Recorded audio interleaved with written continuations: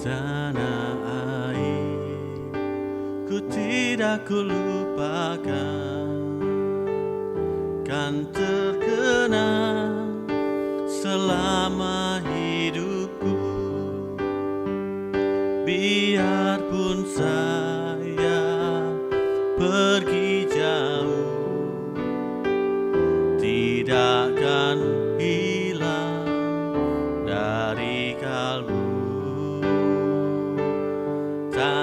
Tanahku yang ku cintai,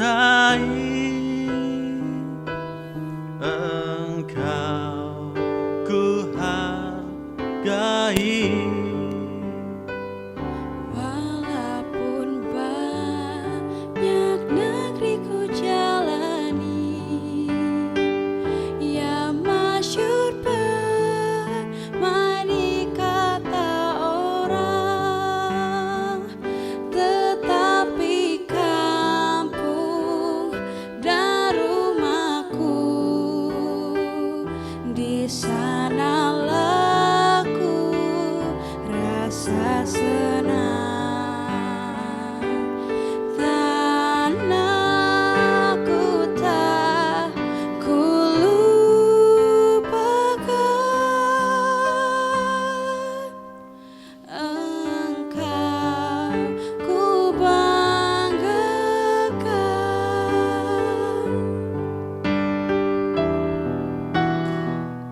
Tanah air ku tidak ku lupakan, kan terkenang selama hidupku. Biarpun saya pergi jauh, tidak akan hilang dari kalbu. Tanahku yang ku cintai,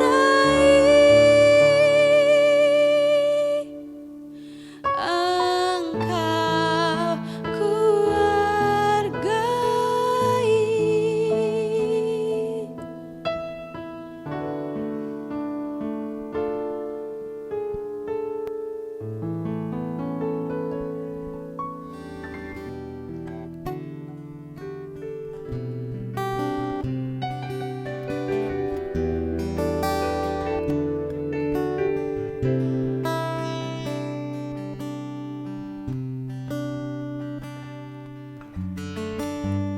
Banyak yang kau perbuat di dalam hidupku, rancangan indahmu terjadi di hidupku. Bapa yang mengerti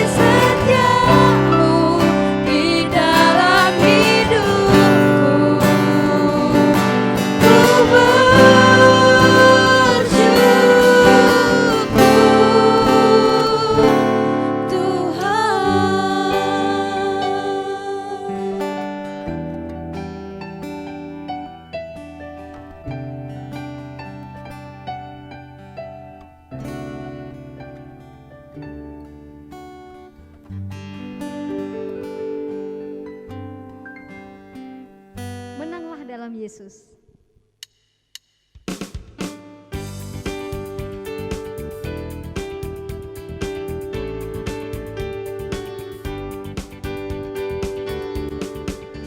Aku mendapat berita tentang juru selamat dunia.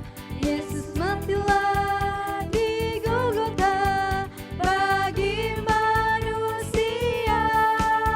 Ditahannya derita sebagai penebusan dosa. Karenanya ku bertobat dan mendapat rahmat. Menanglah dalam Yesus, menanglah dalam Yesus, Tuhanku selamanya. Darahnya yang kudus menghapuskan dosa. Aku dikasihinya sejak dahulu kala. Menanglah selamanya di dalam darah. Sekali lagi, menanglah. Menanglah dalam Yesus, Tuhanku selamanya. Darahnya yang kudus menghapuskan dosa. Aku dikasihinya sejak dahulu kala. Menanglah selamanya di dalam darahnya.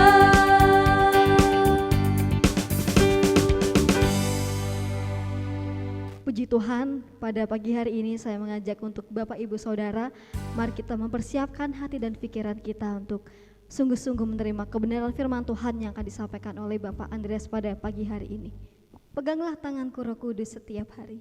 Kita akan pujikan pujian ini untuk mempersiapkan hati dan pikiran kita untuk menyambut firman Tuhan.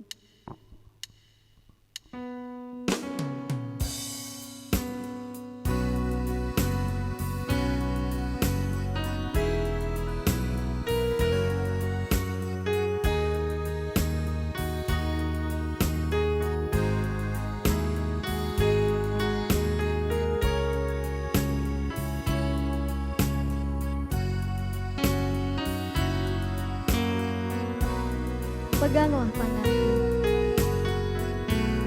Peganglah tanganku Roh Kudus setiap hari. Ku tak dapat jalan sendiri Tanpa roh. tanpa Roh-Mu. Bawalah diriku. Bawalah diriku kepada jalan kebenaran, agar ku tidak tersesat mengikuti jalan-Mu. Katakan kudus, kudus. Kudus, kudus Tuhan, kudus nama-Mu. Ku beri syukur dalam simfoni indah. Katakan ajaib, ajaib. Ajaib, ajaib Tuhan, ajaib nama-Mu. Nama yang memberi menang. Nama yang memberi menang. Yesus namanya. Akan pujikan pujian dari awal dengan lebih sungguh-sungguh. Peganglah tanganku Roh Kudus.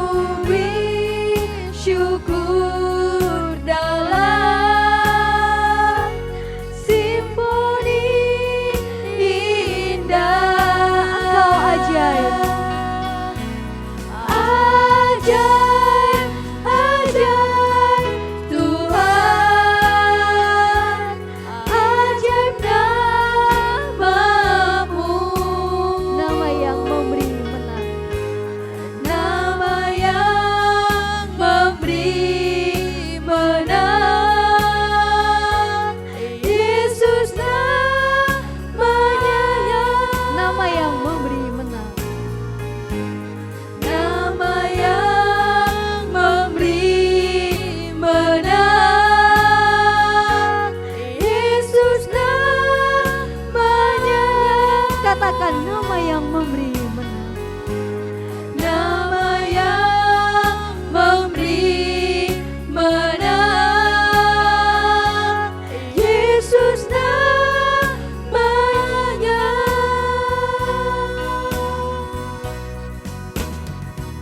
Nama yang memberi menang, Yesus namanya. Kepada Bapak Andreas kami persilahkan.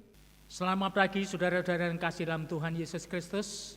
Masih di dalam kebaktian streaming, dan puji Tuhan kita bisa bertemu kembali untuk bersama-sama merenungkan dan mendengarkan firman Tuhan. Namun sebelumnya marilah kita berdoa.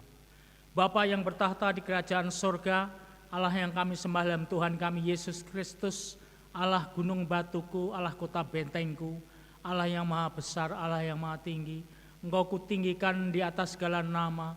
Engkau adalah Allah yang agung, penolong kami dan penuntun kami yang hebat. Pada pagi hari ini kami akan bersama-sama mendengarkan firman-Mu. Berfirmanlah Tuhan, kami siap mendengar. Semua kami alaskan putra-Mu yang tunggal, Tuhan kami Yesus Kristus. Amin. Saudaraku, pada saat kita dulu kenal dengan Tuhan Yesus pertama kali, ada sukacita yang luar biasa. Kemudian kita bergabung menjadi anggota gereja dan kita bersekutu di dalam suatu gereja. Saudara-saudaraku, banyak orang yang kemudian bertanya, setelah saya bergabung pada suatu gereja lokal, terus kemudian apa yang harus saya lakukan? Saudara-saudara, pertama kali kita adalah menjadi anggota atau tubuh Kristus. Yang kemudian babak berikutnya adalah kewajiban kita sebagai anak-anak Tuhan, maka kita harus mengembangkan diri sebagai murid-murid Kristus di dalam suatu pemuritan. Dan kita dorong diri kita melalui berbagai macam pembelajaran dan interaksi antar jemaat, kita belajar untuk menjadi serupa dengan Kristus.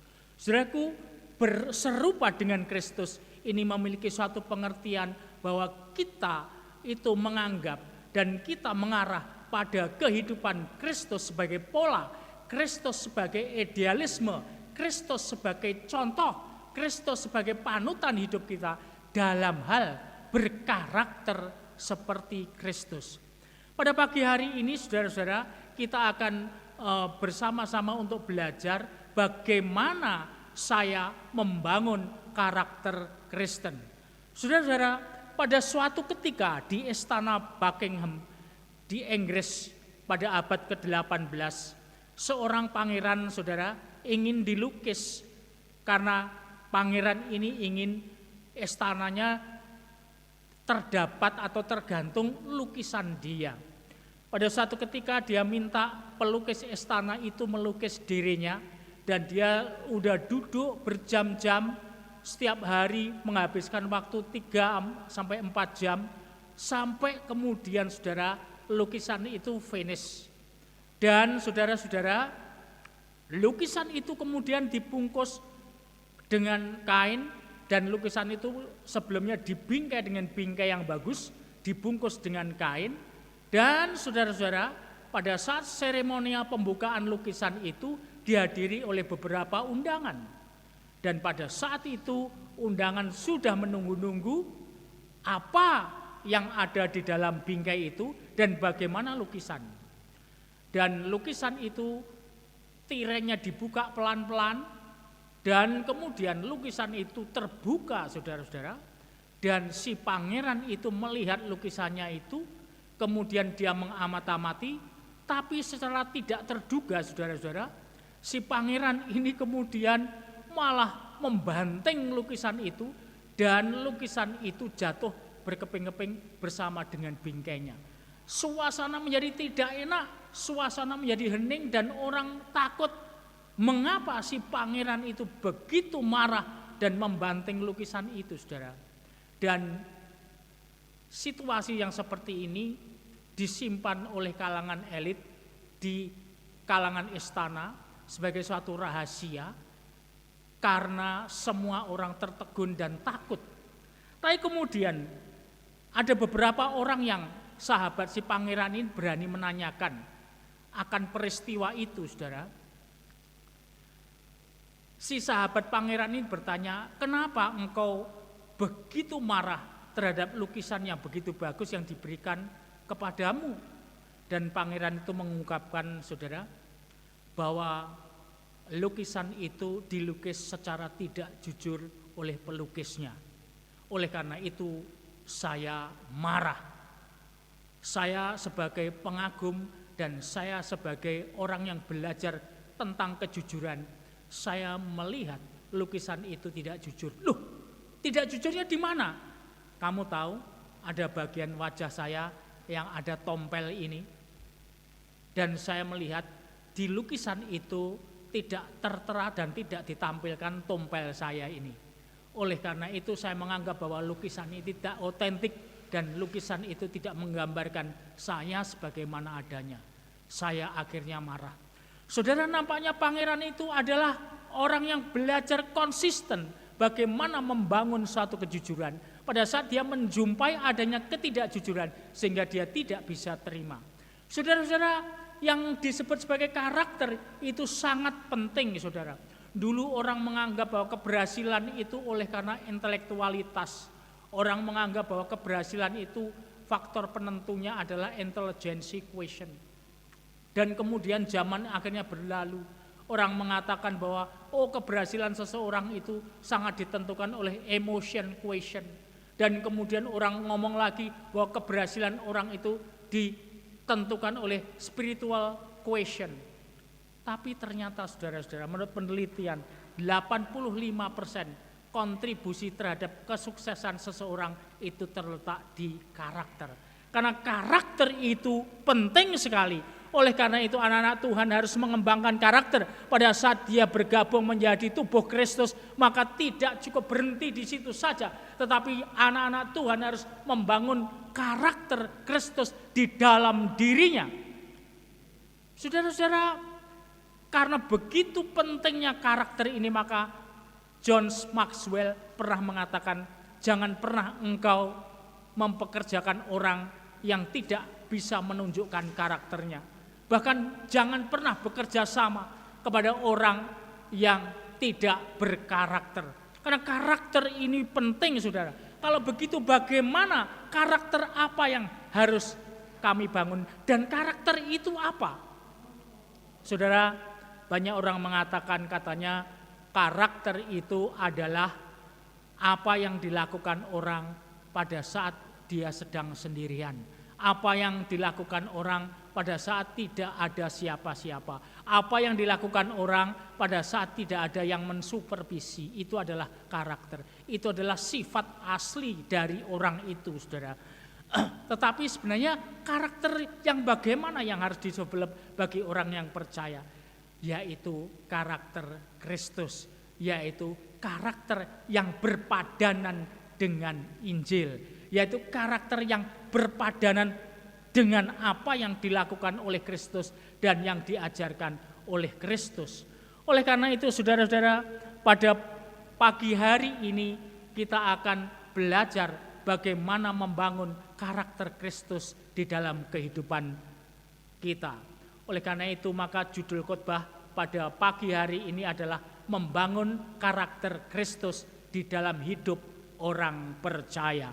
Saudara, mari kita lihat ayat Alkitab di dalam 2 Korintus 5 ayat 17. Yang demikian saudara bunyinya.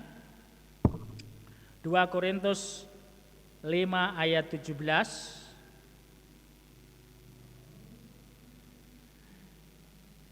Jadi siapa yang ada di dalam Kristus, ia adalah ciptaan baru, yang lama sudah berlalu dan yang baru sudah datang. Saudara-saudara, jadi siapa yang ada di dalam Kristus, ia adalah ciptaan baru, yang lama sudah berlalu, sesungguhnya yang baru sudah datang. Jadi saudara-saudara, ada dua situasi. Yang pertama adalah situasi yang lama dan yang kedua adalah situasi baru, dan pembatasnya adalah pada saat kita menerima Yesus Kristus sebagai juru selamat pribadi. Oleh karena itu Paulus melalui kitab ini mengatakan, jadi siapa yang ada di dalam Kristus, ia ada ciptaan baru. Sebelum orang percaya kepada Kristus, dia adalah ciptaan lama. Saudara, apa kehidupan lama kita? Bagaimana dengan kehidupan lama kita? Saudara-saudara, kehidupan lama kita semua mempunyai latar belakang yang berbeda-beda. Kita semua mempunyai latar belakang yang macam-macam terhadap kehidupan lama. Yang jelas pada saat kita berada dalam satu kehidupan lama kita adalah orang yang roh manusia belum bisa nyambung dengan Holy Spirit, dengan rohnya Tuhan. Roh kita tidak nyambung dengan rohnya Tuhan karena kita belum mengalami perjumpaan dengan Yesus. Pada saat roh kita itu tidak nyambung dengan roh Tuhan, maka apa yang menjadi kehendak Tuhan tidak bisa dimengerti oleh roh kita. Dan saudara, bisa dikatakan bahwa kehidupan lama adalah kehidupan yang sangat luar biasa, jauh dari Tuhan.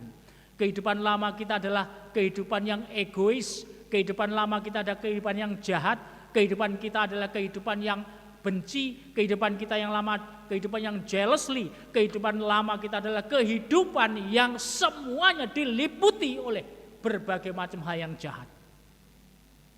Tapi puji Tuhan, pada saat kita kenal dengan Kristus, maka ada hidup baru di dalam hidup kita.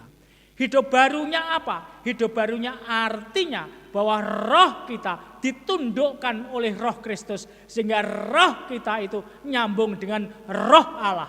Roh Allah kemudian mengkomunikasikan dirinya dengan roh manusia. Akhirnya roh manusia dengan roh Allah bisa nyambung. Roh manusia dengan roh Tuhan bisa mengerti. Roh manusia dengan roh Allah menjadi tahu. Akhirnya saudara, pada saat orang di dalam Kristus, roh manusianya mengerti apa yang menjadi kehendak Roh Kudus. Sehingga siaran oleh Allah Bapa melalui Roh Kudus bisa dimengerti oleh roh manusia itu sendiri. Ibaratnya sekarang kalau kita mau setel kipas angin, pada saat kipas angin itu mau dicolokkan ke colokan listrik, maka aliran strom itu mengalir kepada kipas angin, maka kipas angin itu muter. Pada saat kita colokkan diri kita di dalam pribadi Yesus Kristus, maka roh Allah itu nyambung dengan roh kita, maka hidup kita menjadi hidup yang lebih hidup karena roh kita dituntun oleh Roh Kudus. Itu loh saudara-saudara yang disebut sebagai menjadi baru, ciptaan baru. Ciptaan baru. Dalam ayat tadi dikatakan siapa yang ada di dalam Kristus, ia adalah ciptaan baru, dan yang lama sudah berlalu, sesungguhnya yang baru sudah datang. Tapi saudaraku, kehidupan yang seperti itu tidak otomatis. Tidak otomatis pada saat orang percaya kepada Kristus, kemudian seperti membalik tangan kehidupannya, dia berubah kemudian terbangun karakter seperti Kristus. No. Karena perkara karakter ini bukan barang yang instan. Karakter ini adalah transformasi dari dalam. Karakter ini bukan diberikan dari luar ke dalam, tetapi karakter Kristus ini datang dari dalam kemudian keluar dalam bentuk transformasi hidup, saudara. Sehingga pada saat orang membangun karakter Kristus, ini bisa berdarah-darah. Pada saat orang membangun karakter Kristus, ini memerlukan berbagai macam pengorbanan. Pada saat orang membangun karakter Kristus di dalam hidupnya, ini memerlukan suatu investasi perasaan yang luar biasa, saudara-saudara. Saudara, saya yakin bahwa setiap kita mempunyai baju yang favorit di rumah kita.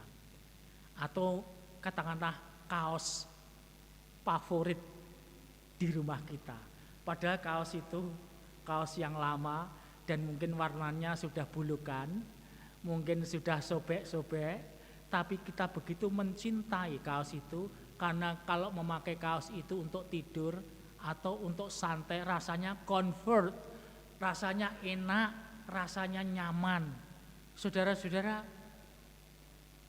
walaupun kita sudah punya kaos yang baru, tetapi saudara-saudara, kaos yang lama ini masih tetap sering kita cari karena nyaman, karena comfort. Saudara-saudara, demikian juga di dalam satu kehidupan kita, saudara-saudara. Kehidupan kita juga seperti itu. Pada saat kita sudah berada di dalam Kristus, yang dikatakan kita akan menjadi ciptaan baru, yang lama sudah berlalu. Namun saudara-saudara, untuk meninggalkan yang lama bukan perkara yang gampang. Karena yang lama itu comfort, karena yang lama itu nyaman, karena yang lama itu enak. Dan kita masih sering memakai hal-hal yang lama. Kita masih mempertahankan hal-hal yang lama. Kita masih suka menghidupi dengan kehidupan yang lama karena kita merasa nyaman. Tetapi hari ini ya saudara sekalian, Tuhan memberi tantangan kepada kita. Kalau engkau sudah ada di dalam Kristus, engkau adalah ciptaan baru dan yang lama sudah berlalu. Oleh karena itu maka kehidupan lama harus berani kita tinggalkan dan kita menuju pada suatu kehidupan baru. Dan saudaraku, menuju pada suatu kehidupan yang baru, berkarakter baru, bertransformasi dalam hal karakter. Ini takes time, memerlukan waktu, memerlukan suatu usaha, memerlukan keringat, memerlukan pengorbanan. Pada pagi hari ini kita akan melihat bagaimana cara kita untuk meraih karakter seperti Kristus. Saudara-saudara, yang pertama adalah melalui perenungan firman Tuhan. Saudara-saudara, melalui perenungan firman Tuhan. Jadi tidak hanya sekedar membaca firman Tuhan, tetapi firman Tuhan itu kita renungkan siang dan malam. Saudara-saudara, karena esensi dari firman Tuhan itu tidak ada di permukaan. Esensi dari firman Tuhan itu akan muncul pada saat kita merenungkan. Pada saat firman Tuhan itu kita renungkan, kemudian kita mengerti maksudnya Bapa itu apa dalam firman Tuhan itu. Dan kemudian kita memperoleh suatu pengetahuan. Pengetahuan tentang apa? Pengetahuan tentang kehendak Bapa untuk mengubah karakter orang percaya. Akhirnya saudara-saudara, perubahan karakter itu pertama kali harus dimulai melalui pengetahuan akan kehendak Bapa. Pada saat orang percaya itu mengerti, tahu inti makna firman Tuhan, kehendak Bapa dalam firman Tuhan itu, maka pengetahuan itu mengubah konsep berpikir. Perubahan konsep berpikir itu orang sering menyebut pertobatan.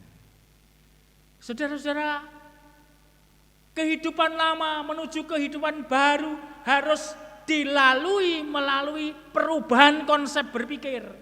Pada saat konsep berpikir itu ada, kemudian barulah terjadi itu yang disebut sebagai perubahan karakter. Karena kemudian kita berpikir bahwa kehidupan lama saya itu tidak produktif dan tidak ada gunanya kalau saya pertahankan. Saya sekarang sudah mempunyai satu konsep baru tentang hidup, sehingga inilah yang perlu saya develop. Dan saya jalani, saya kembangkan dalam hidup saya. Itulah saudara-saudara yang orang sering menyebut sebagai metanoia. Metanoia artinya ada suatu pencerahan di dalam pikiran kita oleh firman Tuhan sehingga manusia itu membuang segala hal-hal yang lama diubah menjadi yang baru. Membersihkan pikiran kita dari segala kotoran, segala tahyul, segala filsafat dunia, segala kejahatan, segala keiri hatian. Karena dengan metanoia yang diberikan Tuhan dalam hidup kita, maka pikiran kita menjadi bersih. Pada saat kita tahu, kemudian setelah tahu mengubah konsep berpikir, setelah mengubah konsep berpikir, membersihkan pikiran dari hal-hal yang jahat, setelah itu melakukan seperti yang Tuhan lakukan. Akhirnya saudara-saudara, kita mengalami perubahan karakter menjadi berkarakter Kristus.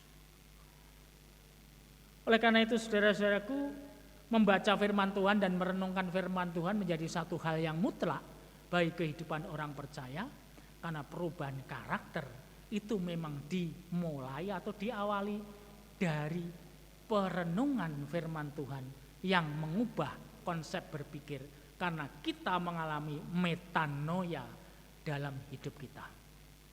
Yang kedua saudara-saudara, yang tidak kalah menarik adalah memberikan keleluasaan kepada Roh Kudus berkarya dalam hidup kita. Saudara, firman Tuhan itu tidak hanya tulisan, tapi tulisannya adalah diilhami oleh Roh Kudus. Pada saat kita mengerti firman Tuhan dan kita mengalami metanoia itu, maka ada pribadi berikutnya yang berperan, yaitu pribadi Roh Kudus. Saudara, Roh Kudus sering disebut sebagai parakletos, yaitu penolong. Penolong kita yang lemah, kita yang diliputi dengan penuh kedagingan, bersama dengan Roh Kudus, maka kita dimampukan untuk mengalami perubahan karakter. Saudara, tidak bisa dipungkiri bahwa pada saat kita hidup di dunia ini, kedagingan kita itu masih ada. Dalam kehidupan orang percaya ada suatu perjuangan yang begitu luar biasa antara kehendak roh dan kehendak daging. Kehendak roh adalah kehendak yang mau menuju kepada kehendak Allah. Kehendak daging adalah kehendak yang mau menuruti keinginan pribadi. Dan dua wilayah ini selalu mengalami peperangan setiap saat. Tinggal bagaimana yang Anda beri umpan yang lebih besar. Pada saat Anda memberi makan makanan rohani di dalam hidup saudara lebih besar dibanding dengan makanan jasmani, maka dunia roh Anda itu akan menjadi membesar dan Anda akan mengalami satu intimasi dengan Tuhan. Anda akan mengalami intimasi dengan Roh Kudus, maka Roh Kudus memiliki peran yang begitu luar biasa dalam hidup saudara. Dan saudara boleh mengalami perubahan karakter dan berkemenangan di dalam Tuhan. Tapi saudaraku, sebaliknya, apabila kedagingan ini Anda beri makan dengan makanan yang lebih besar dibandingkan dengan makanan rohani, maka kedagingan akan menjadi besar dan kedagingan akan lebih kuat dan menguasai roh itu. Maka hidup orang percaya dikuasai oleh kedagingan itu dan roh tidak berkutik. Tapi pagi hari ini saudara-saudara, bagaimana caranya supaya kita memiliki karakter seperti Kristus? Maka kita akan memberi makanan rohani kita sebagai makanan yang lebih besar daripada makanan kedagingan kita. Pada saat makanan rohani itu kita besarkan, maka roh Tuhan itu besar dalam hidup kita. Roh Tuhan itu mendominasi dalam kehidupan kita. Dan roh Tuhan itu membuat kita menjadi berkemenangan di dalam membangun karakter. Akhirnya saudara-saudara, dari hari ke hari, kita menjadi serupa dengan Kristus. Dari hari ke sehari, kita menjadi lebih dekat dengan apa yang dilakukan oleh Kristus. Oleh karena apa? Kita memberikan roh itu besar di dalam hidup kita. Kita memberikan makanan roh itu lebih banyak dibanding makanan kedagingan kita. Akhirnya hidup kita dikuasai oleh Roh Kudus dan Roh Kudus memampukan kita untuk mengalami transformasi karakter. Puji Tuhan saudara-saudara. Ini harapannya begitu luar biasa bagi kita. Ini harapannya begitu hebat bagi kita. Oh, kadang-kadang kita merasa diri kita tidak berdaya. Oleh karena kita menghadapi berbagai macam pencobaan. Oleh karena kita menghadapi berbagai macam godaan. Oh, godaan dunia itu begitu luar biasa. Tetapi saudaraku, pada saat porsi makanan rohani itu Anda besarkan, maka rohani Anda akan menjadi rohani yang bertumbuh. Rohani Anda akan menjadi rohani yang berkembang. Rohani Anda adalah rohani yang memberi kesuburan roh Allah untuk hadir dalam hidup saudara. Dan saudara akan mengalami kemenangan di dalam membangun karakter. Yang ketiga saudaraku, yang ketiga adalah berani menderita, berani memikul salib. Saudara-saudaraku,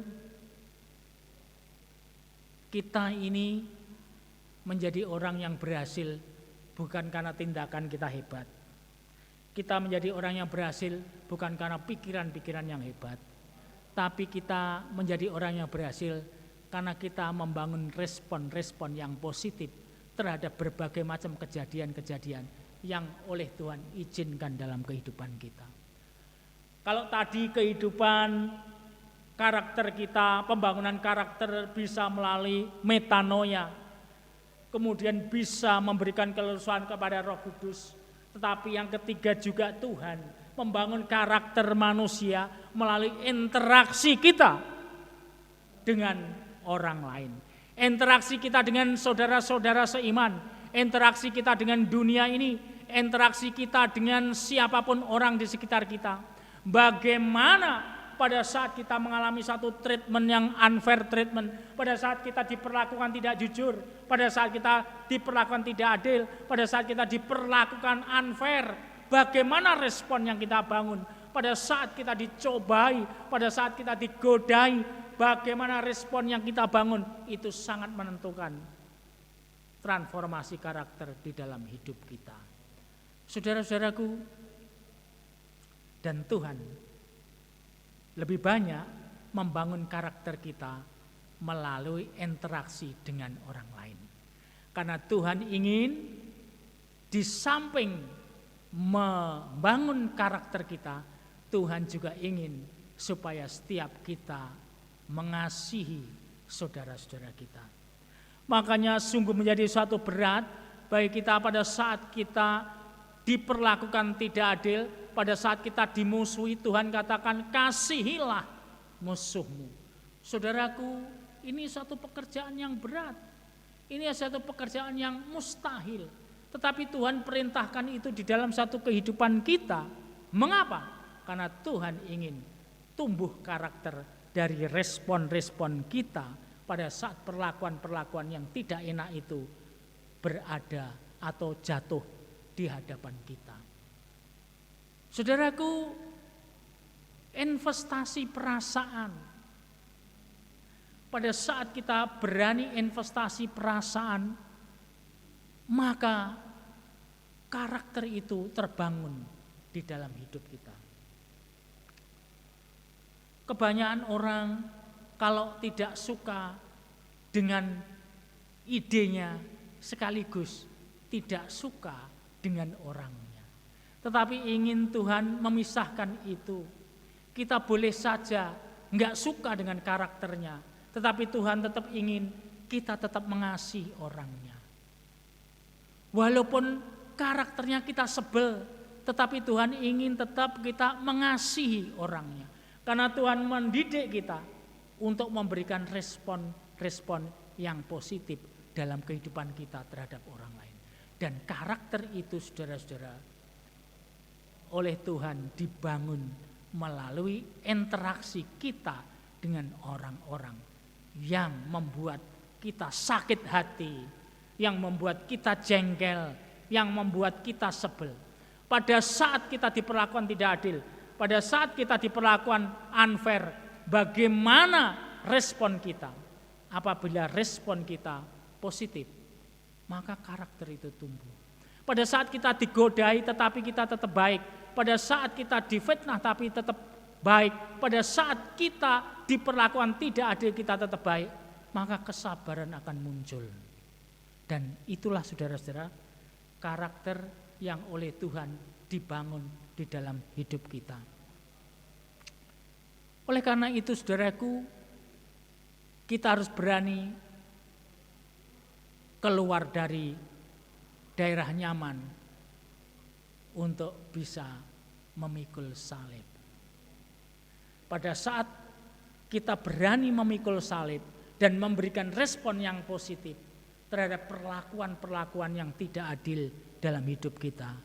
Rasanya kita seperti orang yang bodoh, diperlakukan tidak adil kok diem, diperlakukan tidak baik kok tanpa reaksi, diperlakukan tidak baik kok gak membalas, tetapi malah justru mengasihi. Inilah saudara-saudara core inti dari pengajaran Kristus. Karena karakter itu akan muncul melalui respon dalam hidup kita yang sesuai dengan respon yang dipola oleh Yesus Kristus. Pada saat Yesus Kristus diperlakukan unfair, dia mengatakan, Tuhan ampunilah mereka karena mereka tidak mengetahui apa yang dia perbuat. Luar biasa saudara-saudara. Dan saudaraku, inilah yang perlu kita bangun dalam hidup kita, bahwa kita harus membangun karakter seperti Kristus. Karena karakter ini nanti akan berguna bagi kita untuk melayani Tuhan di kerajaan surga.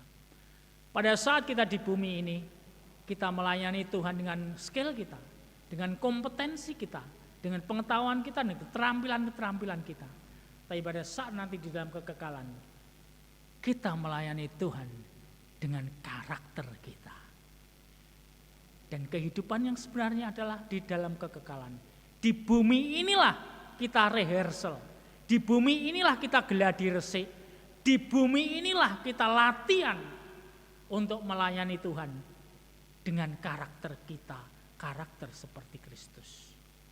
Saudara, ada kesempatan yang baik bagi kita untuk melayani Tuhan di kerajaan surga. Dan saat ini kita latihan bersama-sama untuk menjadi orang yang berkarakter seperti Kristus. Saudaraku, ada 3 hal bagaimana cara untuk membangun karakter Kristiani. Yang pertama adalah melalui pembacaan dan perenungan firman Tuhan. Yang kedua adalah memberi keleluasaan kepada Roh Kudus untuk menguasai hidup kita. Yang ketiga adalah melalui respon-respon yang kita bangun dalam menghadapi ketidakadilan yang menimpa hidup kita. Kiranya firman Tuhan ini saudaraku akan memberkati kita pada pagi hari ini. Namun saya akan menyimpulkan saudaraku bahwa karakter membuat kita menjadi saksi Kristus yang efektif. Karakter membuat kita menjadi saksi Kristus yang efektif. Mari kita berdoa. Bapa yang bertahta di kerajaan surga, Allah yang kami sembah Tuhan kami Yesus Kristus, Allah gunung batuku, Allah kota bentengku. Pada pagi hari ini Tuhan, saya telah menyampaikan firman-Mu. Kiranya Engkau yang menolong dan Engkau yang memimpin. Biarlah firman ini dapat mengubah hidup kami. Biarlah karakter kami boleh berkembang, karakter seperti Kristus. Tuhan, saya berdoa untuk bangsa dan negara kami. Tuhan, Engkau yang pimpin, Engkau yang tolong, supaya Engkau menuntun, memimpin bangsa kami. Supaya bangsa kami hidup di dalam tuntunan-Mu, hidup di dalam kasih-Mu. Engkau kendalikan ya Tuhan virus COVID-19 ini supaya bisa dikuasai. Aku berdoa untuk presiden, gubernur, para bupati, wali kota, camat, Tuhan Engkau lurah dan seterusnya. Engkau tolong supaya mereka mengambil satu kebijakan yang sesuai dengan instruksi dari atas. Dan Engkau tolong bangsa kami supaya disiplin untuk pakai masker, jaga jarak, cuci tangan, menghindari kerumunan. Tuhan, Engkau tolong bangsa kami. Aku berdoa ya Tuhan untuk setiap anggota gereja tempat ini. Engkau jauhkan dan Engkau lindungi dari corona. Biar Tuhan kami boleh mendapatkan kasih-Mu dan pertolongan-Mu. Engkau cukupkan akan segala kebutuhan kami ya Tuhan.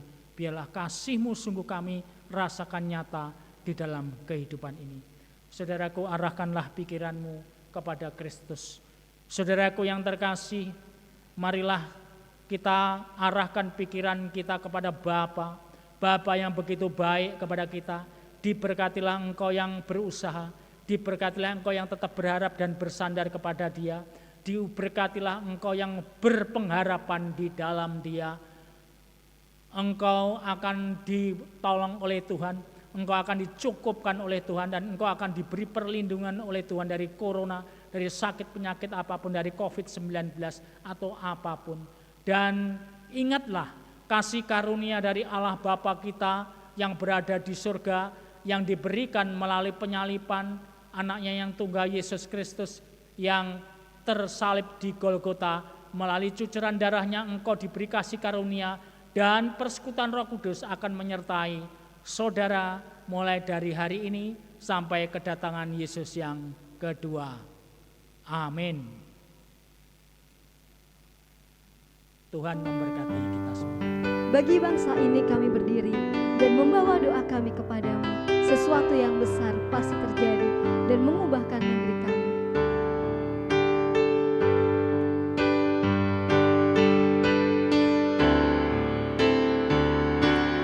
Bagi bangsa ini kami berdiri dan membawa doa kami kepadamu.